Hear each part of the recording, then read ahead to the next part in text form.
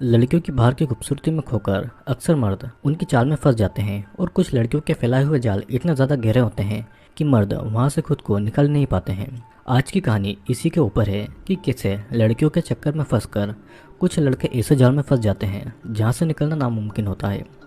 काले कपड़े पहने हुए एक लड़की एक आदमी को होटल के कमरे में ले जाती है और वहाँ पर उस आदमी को सेड्यूस करने लगती है। वो आदमी वहाँ पर टीवी देखने लगता है, लेकिन तब वो लड़की अपने कपड़े उतारकर ड्रिंक बनाने जाती है, लेकिन चुपके से ड्रिंक में कुछ गोली मिला देती है, जिस ड्रिंक को पीकर वो आदमी वहीं पर बेहोश हो जाता है।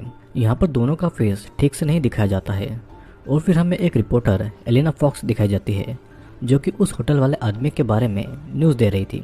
उस आदमी का नाम जोहान्स था, जो कि 5 हफ्तों से गायब था और आज जाकर उसकी डेड बॉडी इस सुनसान रेगिस्तान में मिली थी। उसकी पूरी बॉडी की चीरफाड़ की गई थी। उसके बाद में हमें कैमरॉन दिखाया जाता है, जो कि अपनी गर्लफ्रेंड एना के साथ इंटीमेट होते हुए उसे रिकॉर्ड कर रहा था। एना को इस बात का पता चलता है तो वो वहाँ से भाग जाता है। फिर कैमरॉन अपने दोस्तों के साथ में लास वेगास जाने के लिए रेडी हो रहा था। वो हर चीज़ों को रिकॉर्ड कर रहा था। उसके साथ में उसके फ्रेंड्स ग्राहम और ल्यूक भी जा रहे थे। यहाँ पर ग्राहम का 21st बर्थडे सेलिब्रेशन था और वे सभी बातें करते करते और मस्ती करते करते अपना रास्ते में जा रहे थे। वे रास्ते में टॉमी की जॉब वाली जगह पर उतरकर उसे अपने साथ में ले जाते हैं और टॉमी ऐसे अपनी जॉब छोड़कर नहीं जाना चाहता था, लेकिन अपने दोस्तों के सामने उसका कोई जोर नहीं चलता है। रास्ते में ल्यूक को उसकी दोस्त कैप्री कॉल करके कहती है कि उससे भी लास वेगास आना है, क्योंकि वहाँ पर उसका बॉयफ्रेंड रहता है। ल्यूक उससे प्यार करता था तो वो मान जाता है, लेकिन बाकी लड़के इससे बहुत नाराज होते हैं क्योंकि ये उनकी बॉय ट्रिप थी, लेकिन अब उनके साथ में एक लड़की भी जाएगी। रास्ते में वे लोग कैप्री को पिकअप कर लेते हैं और वो सभी हंसी मजाक करते जा रहे थे कि तभी बातों ही बातों में ये टॉपिक आ जाता है कि ल्यूक और कैप्री दोस्त होने के बावजूद एक दूसरे के साथ में इंटीमेट हुए हैं। कैप्री इस बात से नाराज हो जाती है कि ल्यूक ने उनकी प्राइवेट बातें अपने दोस्तों से शेयर की है। टॉमी और बाकी के दोस्त भी कैप्री को अपने बॉयफ्रेंड से ब्रेकअप करके ल्यूक के साथ रहने को कहती है, लेकिन कैप्री अपने बॉयफ्रेंड और ल्यूक दोनों को चाहती थी। फाइनली उनकी गलतफहमी दूर होती है और सब लोग ठीक से बातें करने लगते हैं। अब एक जगह पर रुककर वे सभी खाना खाते हैं। टॉमी की गर्लफ्रेंड एशली का जब फ़ोन आता है तो एशली को लग रहा था कि टॉमी किसी लड़की के साथ में है, तो ग्राहम को फ़ोन देता है उसे समझाने के लिए और कुछ समय के बाद में वे लोग फिर से अपने सफ़र पर आगे बढ़ते हैं। ग्राहम का पेट खराब होता है तो वे लोग एक पब्लिक टॉयलेट में रुकते हैं। वहाँ पर कैमरॉन को एक स्ट्रिपर का कार्ड मिलता है। कैमरॉन ये डिसाइड कर लेता है कि वो लास वेगास जाकर उन स्ट्रिपर से मिलेगा और फाइनली वे सभी लास वेगास आ जाते हैं। वे सभी वेगास में आकर बहुत ज़्यादा मस्ती करते हैं और हर जगह पर घूमते हैं। कैमरॉन एक भी मौका नहीं छोड़ता है सभी चीज़ों को रिकॉर्ड करने का और वो सभी अपने होटल रूम में आते हैं, जहाँ पर फिल्म की शुरुआत में वो लड़की जोहान्स के साथ में आई थी। यहाँ पर उनका कमरा बहुत ही ज़्यादा आलीशान था और वे सभी होटल की फैसिलिटीज़ के मज़े लेते हैं। कुछ ही समय में वहाँ पर कैप्री का बॉयफ्रेंड जैक और उसके 2 दोस्त ब्रैड और इवान आते हैं, लेकिन कुछ नाराज़गी की वजह से कैप्री, जैक और उसके दोस्त होटल से बाहर चले जाते हैं। कैप्री को उसके बॉयफ्रेंड के साथ देखकर ल्यूक थोड़ा उदास था। वो उसे कंफर्ट करते हुए ये कहते हैं कि आज की रात वो उसे उसकी मर्जी की लड़की दिलाएंगे। सभी फिर रेडी होकर होटल के कसिनो में जाते हैं और कैमरॉन को पता था कि कसिनो जैसी जगहों में स्ट्रिपर्स आती हैं, उन्हें वहाँ पर बस उन्हें ढूंढने का तरीका आना चाहिए। रात को वे सभी अपने रूम में पार्टी कर रहे थे और कैमरॉन उन स्ट्रिपर्स को कॉल करके बुलाने को कहता है, लेकिन ल्यूक और टॉमी ये सब नहीं करना चाहते थे। कैमरॉन और ग्राहम के बहुत रिक्वेस्ट करने के बाद में ल्यूक उस कार्ड वाली स्ट्रिपर को कॉल करता है जिसका नाम कैंडिस था, लेकिन वो लड़की उनको अपनी जगह पर बुला रही थी। टॉमी उन्हें बहुत मना करता है, लेकिन फिर भी वे सभी उस स्ट्रिपर का एड्रेस ले लेते हैं। उन सभी का तो ये प्लान था कि उन स्ट्रिपर्स के साथ में वे सभी अपनी सेक्सुअल फैंटेसी को पूरी करेंगे। सभी उस लोकेशन के लिए निकल जाते हैं और शराब की वजह से वे सभी बहुत ज़्यादा नशे में थे। रास्ते में टॉमी कैमरॉन से उस कागज़ पर लिखा हुआ एड्रेस मांगता है, लेकिन वो कैमरॉन होटल में ही भूल कर आया था और जितना भी उसे याद था उससे वो टॉमी को एक जगह पर कार रोकने को कहता है। वो जगह बहुत ही ज़्यादा सुनसान इलाके में थी और कैमरा से उन सभी इलाकों पर नज़र रखी जा रही थी। कैमरॉन भी यहाँ पर अपनी रिकॉर्डिंग कर रहा था और तभी एक लड़की उन सभी को अंदर बुलाती है। सभी उस घर के अंदर जाते हैं और उस घर के अंदर भी सभी जगह पर कैमरास लगे हुए थे और वहाँ पर बहुत सारी लड़कियाँ थीं। कैंडिस टॉमी को सेड्यूस करके रूम में ले जाने की कोशिश करती है, लेकिन टॉमी उसके साथ में जाने से मना कर देता है। टॉमी जितना हो सके सभी को कंट्रोल करने की कोशिश कर रहा था, लेकिन फिर भी कैमरॉन दो लड़की साशा और जूलिया के साथ में रूम में चला जाता है। रूम के अंदर तो कैमराज लगे ही थे और साथ ही लड़कियों के साथ में जो भी इंटीमेट मोमेंट्स हो रहे थे वे सभी उस कैमरा में रिकॉर्ड हो रहे थे। इधर ल्यूक को भी कैंडेस अपने रूम में ले जाती है और टॉमी के रोकने पर भी वो नहीं रुकता है। ग्राहम को वो कैमरा नजर आता है, लेकिन नशे की हालत में वो कुछ समझ नहीं पा रहा था। ग्राहम को भी सुकी नाम की एक लड़की अपने साथ में रूम में ले जाती है।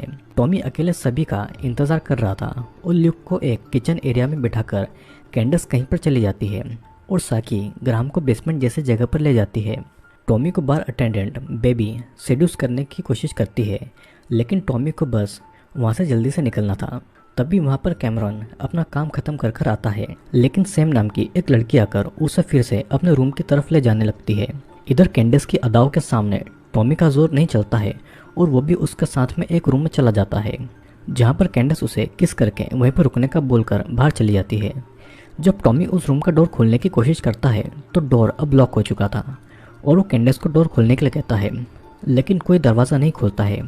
इस तरफ उन स्ट्रिपर का ड्रिंक पीने की वजह से कैमरॉन बेहोश हो गया था और फिर सैम वहाँ से चली जाती है। बेसमेंट में साकी ग्राहम को सेड्यूस कर रही थी। ग्राहम तो बस उसकी अदाओं में फंस गया था। अचानक साकी एक हथियार से ग्राहम पर कई बार वार करके उसे मार डालती है और तेज म्यूजिक की वजह से किसी को भी ग्राहम की आवाज़ें तक नहीं सुनाई दे रही थी। और इस तरह ग्राहम के बर्थडे के दिन उसका डेथ डे हो गया था और उसने सोचा भी नहीं होगा कि उसके बर्थडे पर उसे ऐसा प्रेजेंट मिलेगा। फिर साकी वहाँ से चली जाती है और इधर कुछ समय में कैंडेस एक सेक्सी सी नर्स की ड्रेस पहनकर ल्यूक के पास आती है, लेकिन वो भी उसके सर पर हैमर से वार करती है। और इस तरफ जब कैमरॉन की आंखें खुलती है तो वो खुद को एक ऑपरेशन बेड पर बंधा हुआ पाता है। वो अपने दोस्तों को आवाज़ लगाता है, लेकिन कोई उसके पास में नहीं आता है। उसे अभी भी ऐसा लग रहा था कि उसके दोस्त लोग उसके साथ में मजाक कर रहे हैं। तभी उसके पास में एक डॉक्टर आकर उसके कपड़ों को काटने लगता है और अब तो कैमरॉन को भी डर लग रहा था। वो डॉक्टर सर्जिकल ब्लेड से उसके पेट को काटने लगता है और कैमरॉन अब दर्द से चिल्ला रहा था।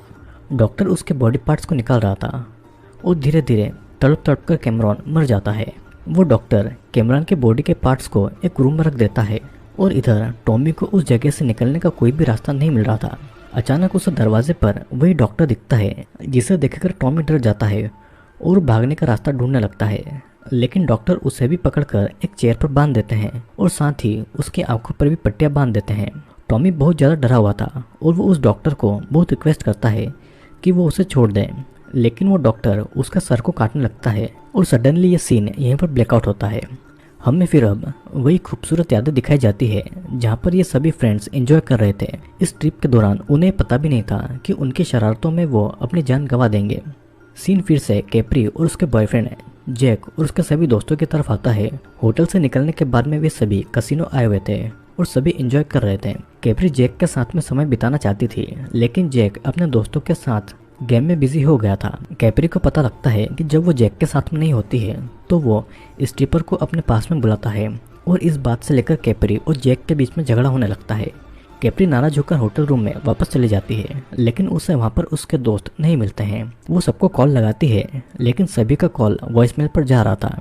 तभी कैप्री को कागज पर लिखा हुआ स्ट्रिपर का वही एड्रेस दिखाई देता है, तो वो भी उस लोकेशन पर निकल जाती है। वहाँ पर पहुँचने के बाद में एक बार अटेंडेंट सुजन उसे कहती है कि सभी लड़के ऊपर रूम में एंजॉय कर रहे हैं और उसे रूम का रास्ता भी दिखा देती है।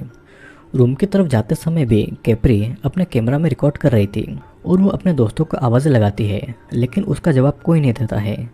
तभी उसे एक रूम में कैमरॉन की चीरफाड़ की गई लाश दिखाई देती है और ये देखने के बाद में वो वहाँ से भागने लगती है। उसके सामने बेबी आती है और वो उसे देखकर दूसरी तरफ भागती है और बेबी उसके पीछे पड़ जाती है।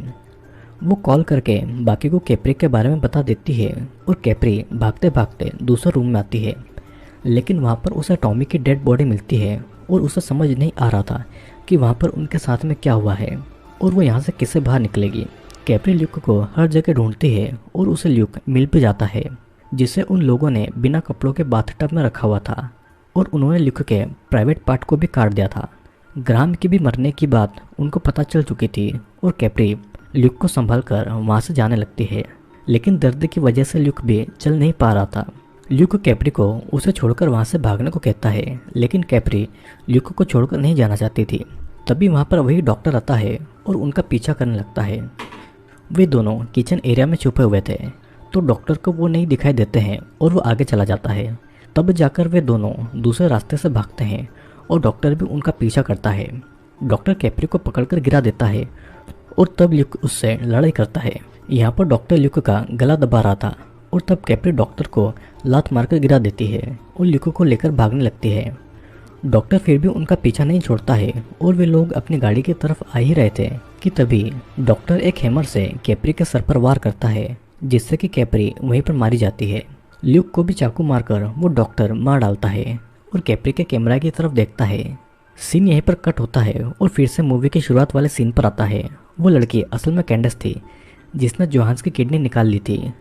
डॉक्टर ने भी एक नई लड़की को चुनकर अपना शिकार बना लिया था। फिर उस डॉक्टर की भयानक नज़रों के साथ में ये मूवी यहीं पर एंड हो जाती है।